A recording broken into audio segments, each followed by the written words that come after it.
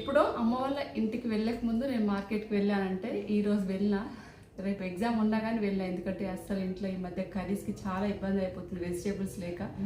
Especially దానికోసమే అది కూడా విత్ వాక్ చేసుకుంటూ వెళ్ళా. స్కూటీ ఏమో వర్కర్స్ దగ్గర, ఇంకా అదైతే పోయింది. సో దానికి ఇవాళ వచ్చేసి కూరగాయలు అయితే ఆకుకూర ఒకటి తెచ్చిన, ఆకుకూర తినకపోతే చాలా డేస్ అయింది. అండ్ ములక్కాయలు 4 ఉన్నాయి, అంటే 5 రూపీస్కి ఒకటి అన్నట్టు. 8 20 రూపీస్, 20 40 రూపీస్. అండ్ ఇంక ఇవే అన్ని తీసుకొచ్చి చూపిస్తా. టమాటాలు అయితే మొన్న రోజు మా ఆయన్ని మార్కెట్కి వెళ్ళి టమాటాలు అట్లీస్ట్ టమాటా అన్న తీసుకురమ్మంటే 10 నెలలకు సరిపడా టమాటాలు తీసుకొచ్చారు. టమాటా రేట్ తక్కువ ఉందని మా ఆయనకి తెలియదు, చాలా తక్కువకి ఇచ్చేసింది అనుకోని మా ఆయన మొత్తం పట్టుకోవాలి. ఇంక ఇవాళ నేను తీసుకొచ్చిన వెజిటేబుల్స్ వచ్చేసి కొత్తిమీర, చిక్కుడుకాయ, సోరకాయ అండ్ పొటాటోస్,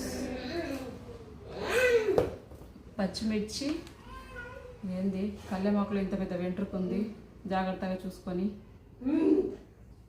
సో ఇది తీసుకొచ్చినాయి. అండ్ బీరకాయలు ఫ్రెష్గా ఉన్నాయి, 30 రూపీస్ హాఫ్ కేజీ.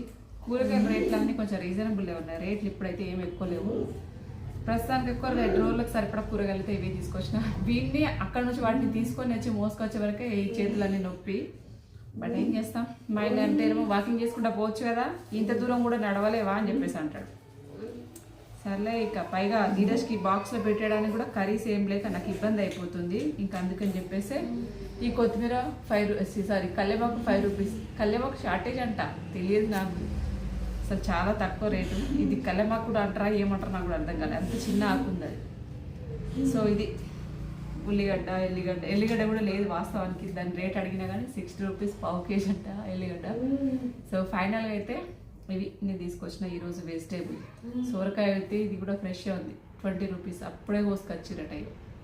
తొడిమే చూస్తే మనకు తెలిసిపోతుంది. అది ఈరోజు నా market after long time. Maximum 15 days అవుతుంది అనుకుంటున్నాను నేను మార్కెట్కి వెళ్ళాక. అలాగా